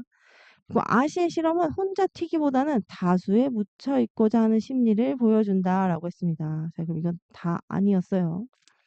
자, 이거는 맞는 거죠. 어디에 있어요? 혼자 튀기보다 다수에 묻혀 있고자 하는 심리를 보여준다. 어디에 있었을까? 여기 있었습니다. 이거 그대로예요. 혼자서 튀기보다 다수에 묻혀 있고 있는 심리라고 했습니다. 이게 뭐였어요? 문제의 1에 4번의 근거예요. 요렇게 표시하면 5개를 다 표시하는데 생각보다 진짜 빨리해요, 여러분. 1분에서 1분 30초밖에 안 걸리거든? 근데 귀찮을 뿐이라고 했습니다. 다수가 항상 옳기 때문 아니에요. 본문에 아니라고 했고 어디 있는지 표시하세요, 이것도. 그 다음에 2번 문제 봅시다. 아시가 실시한 실험에 사용된 카드라고 할 때 윗글을 바탕으로 추론한 내용으로 적절하지 않은 것은 했습니다. A카드의 선분과 같은 길이를 선분 B카드에서 고르라는 문제겠군. 자, 이것도 만약에 근거를 찾는다면 옆에 있습니다. 똑같이 써 있어요. 세상에. 누가 이런 걸 갑자기 열심히 칼 같은 거 하나 그렸죠. 여기 보면은, 자, 요거랑 똑같은 내용이 어디 있어요? 여기 본문에 이 부분에 있어요. A카드에 그려진 선분의 길이와 같은 것을 B카드의 세 선분에서 찾는 문제를 제시한다. 자, 이렇게 한 다음에 어떻게 하라고? 이거는 2번에 1번의 근거다. 이렇게 하면 되겠지. 근데 여기 답이 나머지는 이제 이렇게 쉽게 할 수 있는데 답이 3번이잖아. 이거는 이런 문제 애들이 엄청 많이 틀리는데 디테일 때문이에요. 여집합을 다 생각하지 못하기 때문에. 이게 무슨 말이냐면 실험 결과 B카드의 1번을 정답으로 고르는 실험 당사자가 36.8을 달했겠군. 답이 틀리려면 뭐 골라야 돼? 자, 본문에 뭐라고 돼 있어? 본문부터 보자. 본문에 뭐라고 돼 있어? 재밌는 문제예요. 이런 문제 되게 많이 나옵니다. 본문에 이렇게 나왔어. 오답률이 36.8%. 오답률이 무슨 말이야? 틀린 답을 골랐어. 틀린 답을 36.8%가 골랐어. 무슨 말인지 알겠어? 틀린 답을 36.8%가 골랐다고. 이 순간 하고 머리를 한 대 쳐야 돼. 이럴 수가. 답이 3번이지. 그럼 틀린 답이 뭐야? 1번하고 2번. 이게 틀린 답이야. 틀린 답을 몇 명이 골랐다고? 36.8%가 골랐어. 1번을 고른 사람이 36.8%입니까? 아니요. 1번하고 2번을 정답으로. 뭘 골랐는지 몰라요. 지금. 본문만으로는. 1번하고 2번을 고른 사람이 합쳐서 36.8%예요. 답이 아닌 이 여집합을 나머지를 다 포함해야 되는데 하나만 얘기했어. 이러면 안 돼. 잘못된 말이잖아. 이런 걸 언어 논리라고 하는데 말해서 말이 안 되는 거야. 예를 들어서 된장찌개, 미역국, 피자가 있어. 근데 피자를 먹은 사람이 50%다라고 50%면 너무 정확한 숫자는 안 되겠다. 70%다. 피자를 먹은 사람이 70%다라고 했어. 그러면 된장찌개 먹은 사람이 30%다 하면 맞는 말이냐고. 아니요. 된장찌개랑 미역국 먹은 사람을 합쳐서 30%다라고 해야 맞는 말이잖아. 그지? 그 말이에요. 그래서 3번이 틀렸다. 왜 틀렸는지 알겠지? 너무 틀렸잖아. 근데 이게 시험 보거나 이렇게 내가 혼자 풀 때는 이게 안 보여. 나도 그런 경험을 많이 해봤거든. 그래서 이제 이렇게 틀리게 자주 하기 때문에 좀 세세하게 생각할 필요가 있습니다. 자, 여기는 아까 말했다시피 별로 어렵지 않습니다. 이거는 꼭 풀어보도록 하고요. 솔직히 말하자면 요 옆에 쓰여져 있는 배경 지식의 동조현상 이거는 그렇게 중요하지 않습니다. 이거 내가 꼭 읽으라고 하는 부분은 아니에요. 이렇게까지 하고 우리 5분 쉰 다음에 그 자의 문학 같이 볼게요. 5분 쉰 다음에 쉬는 시간을 주겠습니다. 세상에 이 짧은 두 지문으로 선생님이 1시간을 하다니 라는 생각이 들 것 같아. 짜잔. 5분 있다가 만납시다.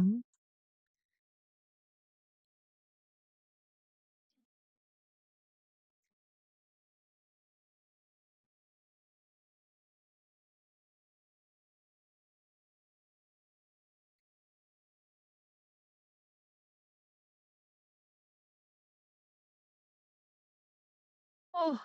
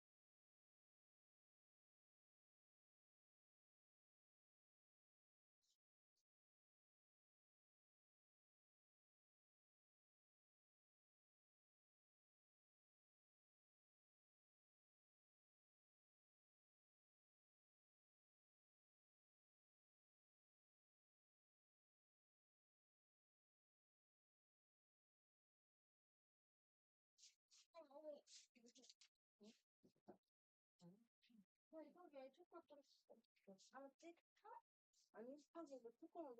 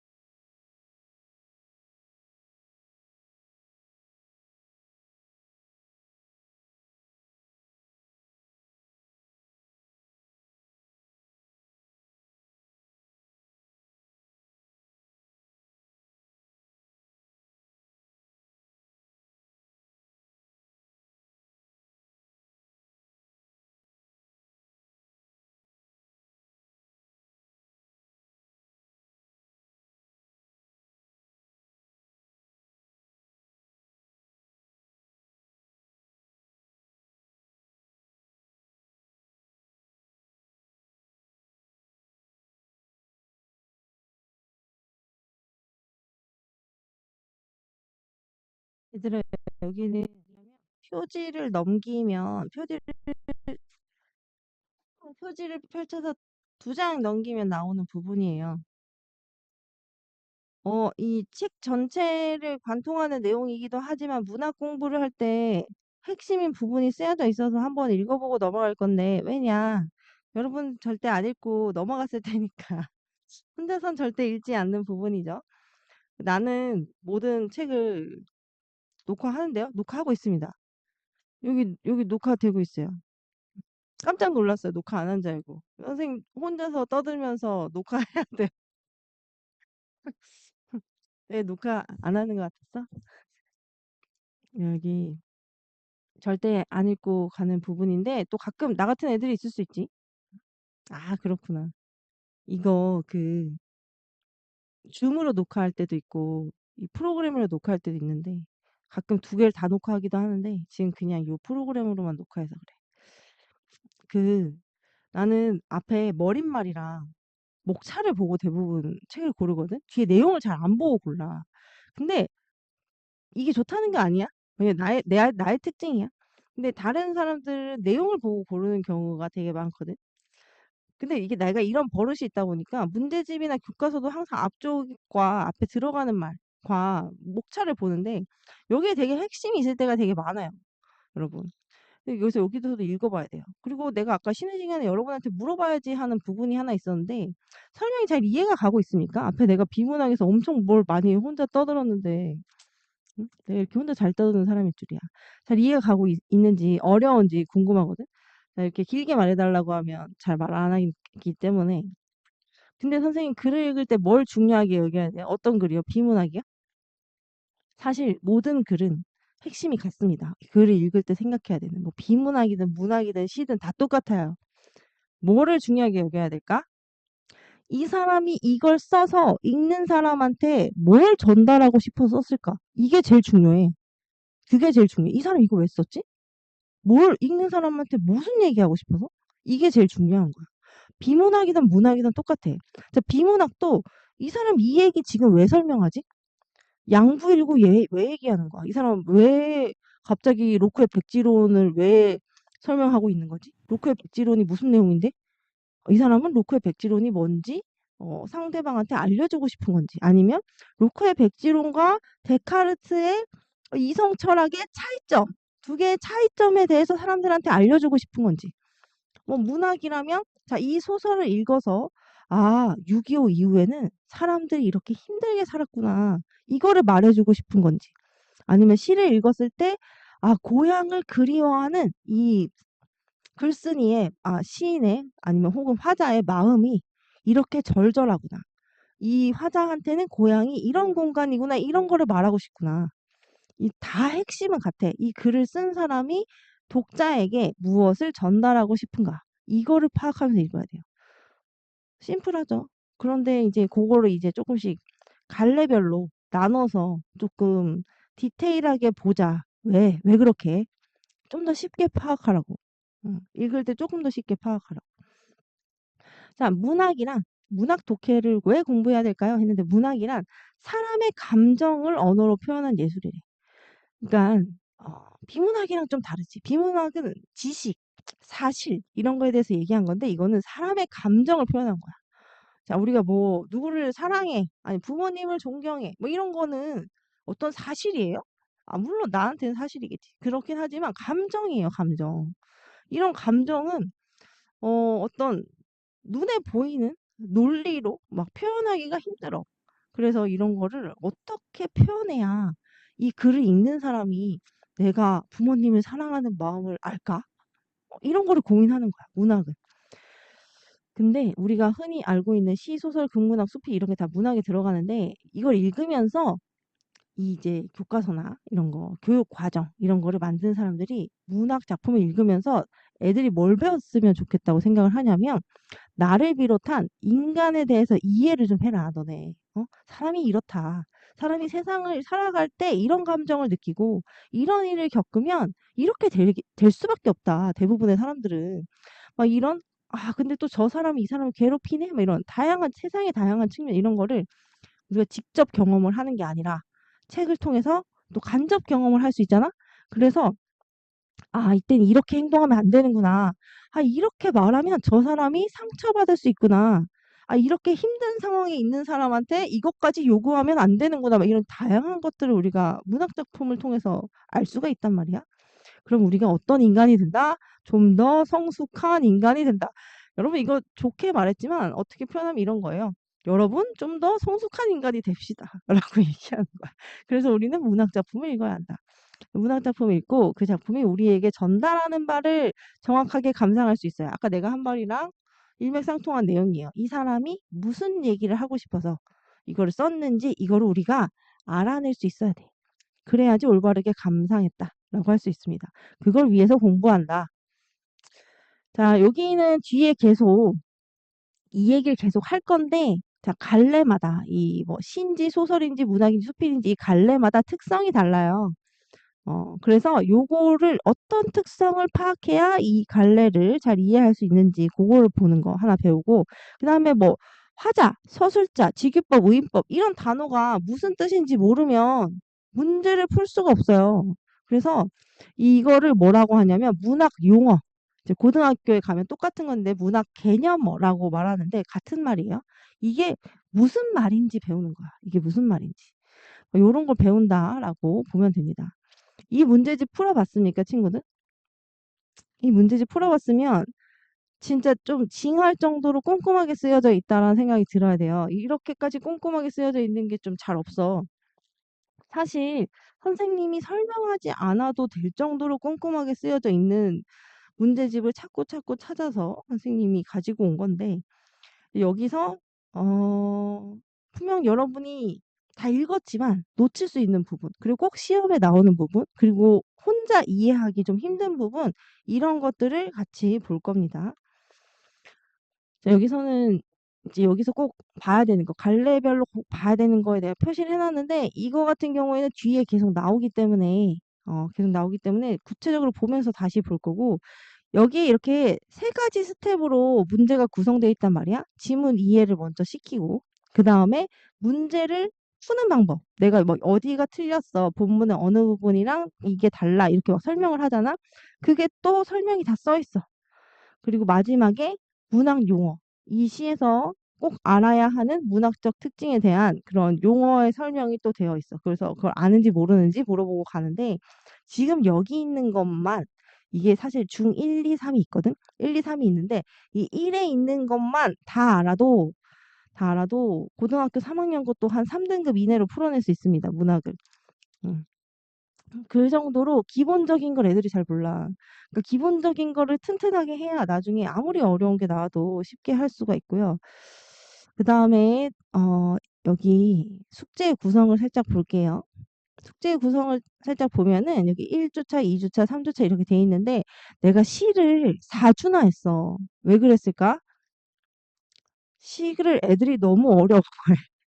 시를 너무 어려워하고 나중에 최상위 1등급이 됐잖아. 내가 만약에 나 이제 끝판왕이야. 나 국어 웬만하면 안 틀리거든. 뭐 이렇게 됐어.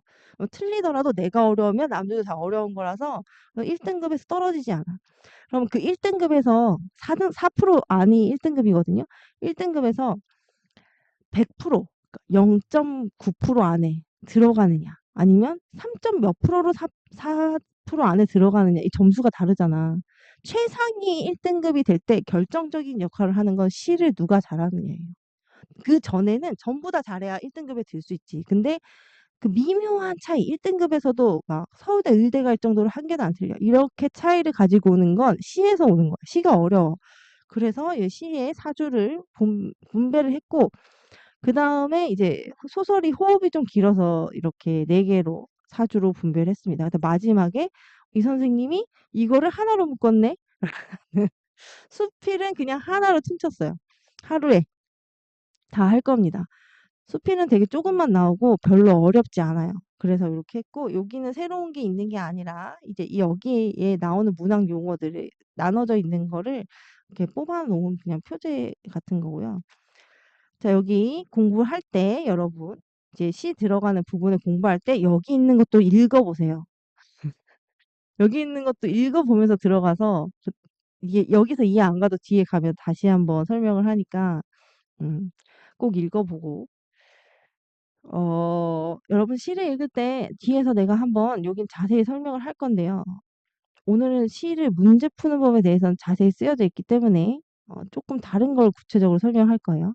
일단 시가 뭐예요? 자신의 생각을 운율이 있는 말로 표현한 글이래. 근데 시를 풀 때 화자와 중심 대상을 찾아. 자, 아까 누가 질문을 했어요. 화자와 중심 대상이 무슨 차이가 있냐? 봐. 시 안에 누가 말을 해. 시 안에서 누가 말을 하잖아. 여기 위에서 보면 여기 위에서도 너를 생각하면 내 마음에 무지개가 몽글몽글 피어나고 라고 했습니다. 그러면 누가 얘기해요? 내가. 내 마음에라고 했으니까 내가 얘기해요. 얘가 누구야? 화자야. 누구에 대해서 얘기해? 너를 보면 내 눈에서 솜사탕이 뱅글뱅글 솟아나고. 누구에 대해서 얘기해? 너에 대해서 이런 얘기해. 내가 너에 대해서 얘기할 때 화자는 말하는 나야. 말하는 이가 화자야. 말하는 이가 무엇에 대해서 얘기하는지. 그 무엇이 대상이야. 말하는 이가 무엇에 대해서 이야기하는지 그 무엇이 대상이야. 그럼 여기서 뭐라고 해야 돼? 말하는 이가 말하는 대상. 이건 중심 대상이에요. 말하는 이가. 이 시 안에서 말하는 이가 말하는 대상. 그리고 우리 초등학교 때는 화자를 뭐라고 했어? 말하는 이라고 했어. 시 속에서 말하는 이. 사실 화자의 한자어 뜻풀이가 말하는 이예요. 어. 그냥 한자어로 쓰냐 풀어서 쓰냐 차이예요. 자, 이게 이제 차이를 알겠나요? 어, 내가 좋아하는 건 사과다라고 했어. 그러면 화자는 내가라고 했으니까 나고 화자가 말하는 대상은 뭐예요? 사과예요. 내가 좋아하는 무엇? 사과 이렇게. 그다음에 상황과 정서, 태도. 사과를 화자가 어떻게 한대? 좋아한대. 그러니까 좋아한다는 게 정서잖아. 마음 같은 거 말하는 거지. 상황은 뭐야? 이 화자가 놓여 있는 상황. 지금 얘가 이 나라는 사람이 어떤 상황에 놓여 있어? 시를 통해서 판단할 수 있는 근거가 있냐 보는 거야. 그다음에 이 사람의 그 상황에서의 마음 상태가 어떤지. 그리고 이 상황에서 이거를 헤쳐나가겠다는 건지 아니면 여기서 좌절하고 있다는 건지 이런 태도 이런 걸 파악을 합니다. 그리고 이 문학 용어들을 사용해서 표현상의 특징을 본다. 자, 이거 세 가지에서 문제가 다 나옵니다. 이 세 가지에서 이 내신 문제 다 나오고 수능 문제도 다 나와요. 그래서 이것만 파악할 줄 알면 우리가 모든 시 문제를 다 풀어낼 수가 있어요, 사실은. 그런 다음에 여러분 여기 옆부분도 읽어보고 넘어갔으면 좋겠습니다. 시를 볼 때. 자, 화자나 시 속에서 말하는 사람, 나 앞에서 다 말했기 때문에 지금은 설명하지 않을 건데, 여기 시 속에서 말하는 사람이고, 화자는 왜? 시인이 자기랑 똑같은 사람이 아닌 사람을 내세워서 이게 여기서 시 안에서 얘기를 한단 말이에요. 누군가를 내세워서 그걸 화자라고 하는데, 나나 우리가 있어. 뭐 내가, 나의, 우리의 여기서 말하는 우리의 내가 포함되어 있는 우리일 때 이건 드러나 있잖아 화자가. 그래서 이건 표면적 화자라고 해요. 이거 뒤에 나와요. 지금 여기 꼭 안 써도 돼요. 근데 이게 없어. 나나 우리 이런 표현이 없어. 그러면 이거는 뒤에 숨어서 누군가 말은 하고 있잖아. 그러니까 시가 있겠지? 뒤에 숨어서 말하고 있어서 이거는 이면적 화자라고 하는데 이 화자가 무엇에 대해서 이야기하는지 이야기하고 있는 대상 이거를 중심 대상이라고 합니다. 중심 대상은 보통 제목을 보면 알 수 있어. 아니면 뭐 자주 등장하는 말. 근데 마지막에 이게 사실 1번과 3번이 핵심이라고 생각해요. 시의 제목을 보거나 아니면 무엇에 대해서 얘기하고 있는지. 자, 여러분 봐봐. 귀뚜라미에 대해서 얘기합니다. 유성에 대해서 얘기해요. 맷버들 가려 꺾어. 맷버들을 왜 가려 꺾을까에 대해서 얘기합니다. 훈민과 백성을 가르치는 소리, 백성을 가르치는 내용을 대해서 얘기를 합니다. 참 힘센 말, 어떤 말이 힘이 센지, 이 화자가 어떤 말이 힘이 세다고 생각하는지에 대해서 얘기합니다. 엄마 걱정, 이 화자가 어떤 엄마 걱정을 하고 있는지에 대해서 얘기합니다. 제목을 먼저 보는 게 되게 중요해요, 여러분. 제목, 그 중심 대상이 제목에서 드러나는 경우가 100%는 아니지만 되게 많아요. 되게 많아. 그 다음에 여기 시를 볼게요. 자, 오늘은 내가 뭐라 그랬어? 이 시의 문제를 막 엄청 꼼꼼하게 풀지는 않을 거다. 이렇게 이야기했죠. 대신 진짜 중요한 게 있어. 시를 어떻게 읽을 건지를 봐야 돼. 시를 어떻게 읽냐면 내가 전에도 얘기한 적이 있는데 시를 같이 읽어볼 건데, 어, 너네 속으로 읽을 때 낭송하듯이 읽어야 돼. 나중에 엄마한테 얘기하든지 아니면 내가 어머니들한테 얘기를 해놓을게. 꼭 시를 낭송하는 유튜브를 하나 봤으면 좋겠어. 시를 낭송하는 유튜브. 왜냐면 낭송하는 게 뭔지 애들이 별로 겪어본 적이 없어. 본 적이 없어가지고 이게 뭔지 몰라. 예전에 내 대학생 때 어떤 교수님이 교환학생으로 온 중국인 학생인데 한국말을 굉장히 잘하는 중국인 학생이었어요. 그 친구한테 자기소개를 하라고 하니까 갑자기 자기소개를 하다가 한국말을 잘했기 때문에 한국말로 하는데 내가 정말 좋아하는 중국의 고시가 있다면서 시를 낭송하는 거야. 그래서 너무 깜짝 놀랐는데 너무 멋있었거든. 와, 목소리 되게 좋아. 근데 그 낭송하는 걸 눈앞에서 보면 중국말을 하나도 모르는데 저 시가 무슨 뜻일 것 같아 막 이런 생각이 막 들어. 근데 이 얘기를 왜 할까? 마음속으로 이 시를 읽을 때 이 시의 분위기를 최대한 살리면서 느낄 수 있게 읽어야 돼요. 시험 보는데 소리 내서 읽을 수 없잖아. 그러니까 마음속으로 읽으라는 거야. 혼자 있을 땐 사실 소리 내서 읽어도 돼. 예를 들어서 시험 보는데 이렇게 읽잖아. 여러분 이렇게 읽어요. 엄마 걱정 기영도. 열무 30단을 이고 시장에 간 우리 엄마 안 오시네 해내시든지 오래 나는 찬밥처럼 방에 담겨 아무리 천천히 숙제를 해도 여러분 다 대부분 이렇게 읽거든. 이렇게 읽으면 안 돼요. 천천히 한 번 읽는 게 훨씬 문제를 잘 풀 수 있어요. 비문학은 모르겠는데 시는 그래요. 어떤 정도로 읽어야 되냐면 실제 나는 수능 때도 이렇게 천천히 읽었어요. 그래야지 한 번에 파악이 가능해요. 엄마 걱정, 기영도 이렇게 읽어야 돼요. 열무 30단을 이고 열무 30단을 이고 있는 우리 엄마를 상상해야 돼 얘들아. 열무 30단 열무 30단을 머리에 이고 시장에 간 우리 엄마. 우리 엄마가 열무 30단을 머리에 나 잘 못 그려가지고 열무 30단을 머리에 이렇게 막 이고 자 이거 말도 안 되지만 손이 팔이에요. 그 사람이 이렇게 머리 위에 선생님 그림이 더 도움이 안 되는 것 같은데 어쨌든 머릿속에 이렇게 엄마가 이렇게 무거운 짐을 머리에 올리고 시장에 갔다는 걸 상상을 하는 거야. 그러면서 안 오시네. 해는 시든지 오래. 해가 졌어. 깜깜한 밤인데 저런 모습에 엄마가 보이지 않아. 갔는데 오지 않아. 나는 찬밥처럼 방에 담겨. 방에 담겨 있는데 내가 어떻게 담겨 있어? 찬밥처럼. 난 차갑게 식어 있는 거야. 얘가 기분이 좋은 것 같아? 찬밥처럼 담겨 있는 거 보니까 별로 좋은 상태는 아닌 것 같아. 그지? 아무리 천천히 숙제를 해도 와, 훌륭한 학생이네. 천천히 숙제를 하고 있네. 근데 천천히 시간을 보내기 위해서 숙제를 해도 엄마 안 오시네. 엄마가 안 와. 여러분 엄마를 기다리고 기다려도 안 올 때의 마음이 어땠는지 한번 생각해 보세요. 아무리 천천히 숙제를 해도 깜깜한 밤인데 집에 나 혼자 있는데 집도 추운데 엄마가 안 와. 배춧잎 같은 발소리 타박타박. 자, 배춧잎 같은 발소리는 배춧잎 바다 이렇게 치면 어떻겠어? 철푸덕하겠지 약간. 그래서 뭔가 힘듦에 지쳐 있는 발소리 같은 거야. 그래서 배춧잎 같은 발소리가 타박타박 들려야 되는데 그 밑에 뭐라고 돼 있어? 안 들리네. 어둡고 무서워. 지금 이 친구가 엄마를 기다리는 밤에 시간을 보내는데 마음이 어때? 이런 마음이야. 어둡고 무서운 마음이야. 그지?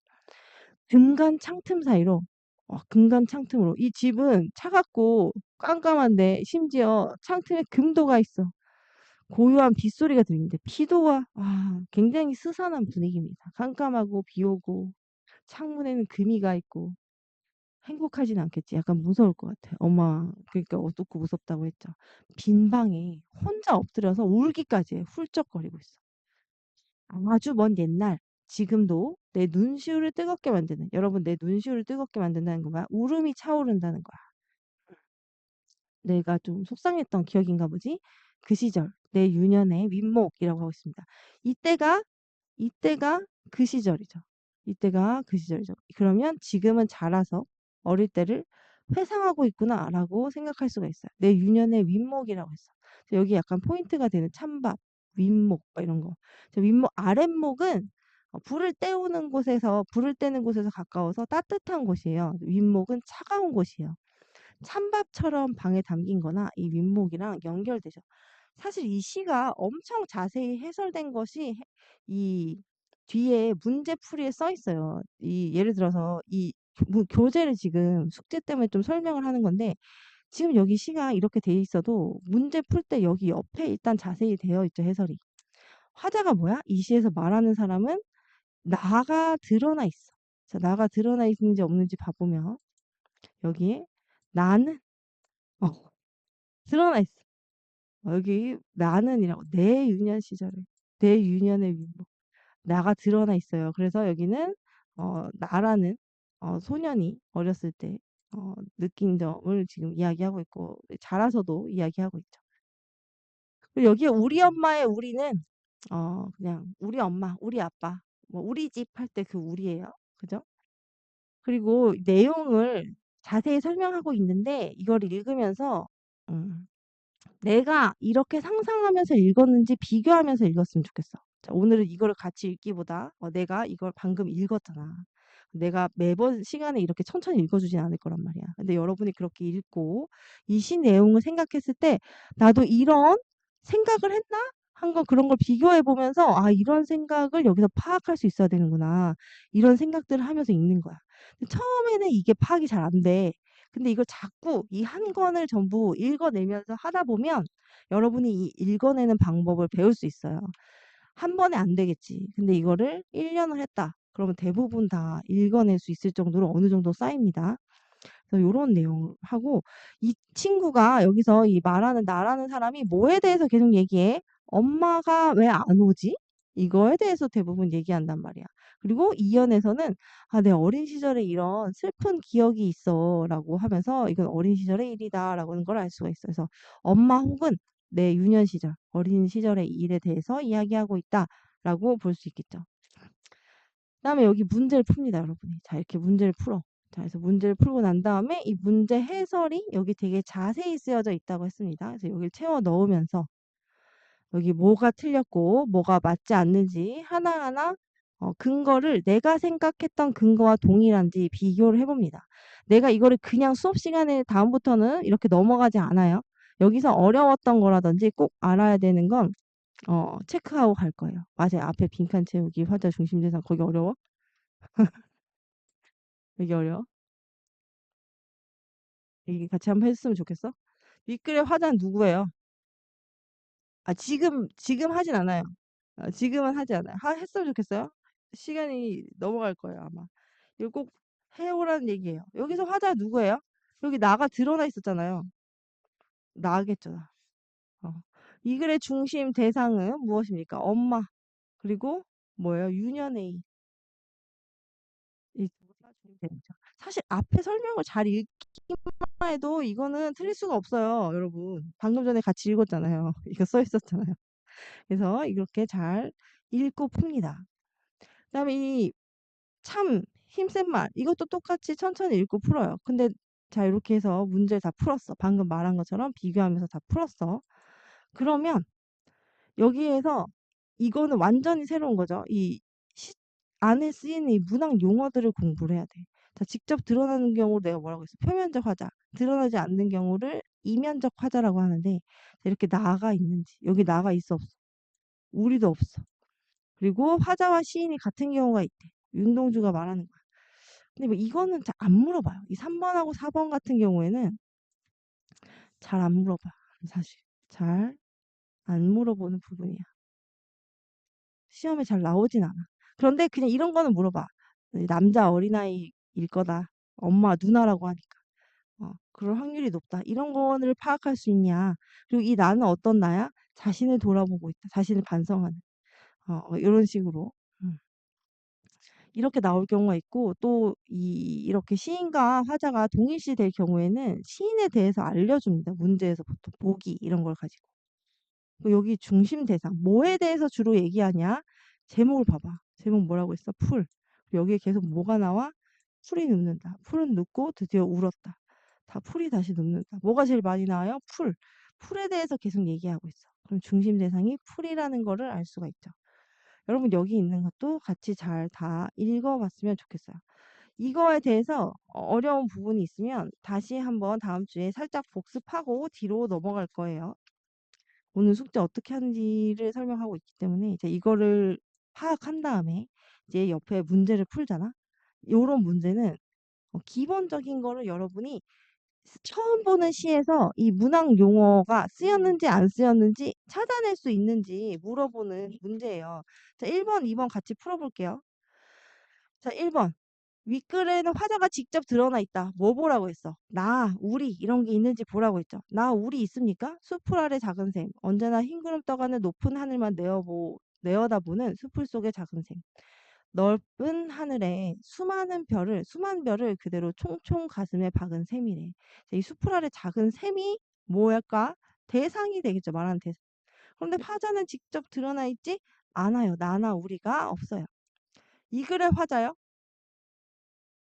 이 글의 화자가 뭐냐고? 이 글의 화자가 뭐냐고? 아니면 화자가 무슨 뜻이냐는 거야. 화자 설마 지금까지 얘기했는데 화자 무슨 뜻인지 모르는 거 아니겠지? 이 글의 화자는 이 숲풀 속의 작은 샘을 보고 있는 누군가 사람이겠죠. 그렇게 해야 돼. 나나 우리가 없잖아. 지금 근데 얘는 뭐에 대해서 얘기하고 있어? 숲풀 아래 작은 샘을 보면서 거기에 대해서 얘기하고 있어. 아, 참임센 말에서 화자가 누구냐고? 알았어, 요거 한 다음에 가줄게. 윗글의 중심 대상은 작은 샘이다. 맞습니까? 이거는 맞죠. 이거는 숲풀 아래 작은 샘에 대해서 얘기하고 있으니까 이 작은 샘이 대상이냐고 하면 맞습니다. 그럼 여기서 누가 질문한 문제가 있어서 같이 한번 봐볼게. 윗글의 중심 대상이 뭐냐는 거야. 순이가 떠난다는 아침에 말 못할 마음으로 한방눈이 내린대. 자, 이 말 못할 마음이 담겨져 있는 게 뭐예요? 한방눈이야, 그지? 슬픈 것처럼 창밖에 아득히 깔린 지도 위에 덮인다. 그래서 창밖에 이렇게 지도처럼 마을이 쭉 있는데 그 위에 한방눈이 덮인대. 근데 이 한방눈이 덮이는 모습이 어떻게 느껴져? 이 화자가 슬픈 것처럼 느껴져. 그리고 너는 내가 있네. 여기는 화자 드러나. 너는 내 마음속에 남아 있는 것이냐? 뭔 말이야? 너는 내 마음속에 남아 있다. 너의 내 조그만 발자국을 눈을 자꾸 내려서 덮여서 따라갈 수도 없대. 새로 또 눈이 와서 너가 떠나는 그 발자국이 덮여서 나는 너를 따라갈 수도 없어. 넌 내 마음속에 남아있는데 나는 너를 따라갈 수 없어. 이 사람 마음이 어때? 슬프고 이 사람이 그리워. 그지? 여기서 이 화자의 중심 대상이 누구예요? 여기서 나는 너를 따라갈 수도 없고 너는 내 마음에 남아있고 순이가 떠난다는 아침에 한방눈이 내리는 모습을 보고 누구에 대해서 이야기하고 있어? 순이가 떠나는 것에 대한 나의 마음에 대해서 이야기를 하고 있어. 그래서 대상이 순이가 됩니다. 한방눈에 대해서 이야기했으면 한방눈에 대한 나의 마음을 얘기해야 되지. 그런데 무엇에 대한 나의 마음을 이야기하고 있어? 순이에 대한 나의 마음을 이야기하고 있기 때문에 음, 한방눈이 아니라 순이가 됩니다. 여기 제목을 보면 눈이어야 될 것 같잖아. 그지? 그래서 이거는 물어볼 정도로 어려울 수 있다고 생각을 하고 마지막으로 참 힘센 말의 화자가 뭔지 물어봤어. 자, 여기는 보자. 말은 힘이 세지. 정말 힘이 세지. 짐수레를 끌고 따닥따닥 달리는 말보다 이 말하는 말은 힘이 더 세대. 미안해 한마디면 서운했던 생각이 멀어지고 화난 마음 살살 녹지. 잘할 수 있어 한마디에 가슴이 따뜻해지고 없던 힘도 붉은 솟지. 자, 이거는 말이 힘이 세다는 이 화자의 생각을 이야기했고 이거는 그 생각의 이유에 대해서 이야기하는 연이 연결되어 있다라고 생각할 수 있죠. 자, 그럼 여기에서 이 화자가 드러나 있지 않아. 그리고 중심 대상은 드러나 있어. 뭐에 대해서 이야기하고 있어? 말에 대해서 이야기하고 있습니다. 그러면 이 화자는 어떤 사람이에요? 드러나 있진 않아. 드러나 있지, 드러나 있지 않아요. 그죠? 그 대신 만약에 여기에 대해서 써야 되면 어떻게 쓸 수 있어요?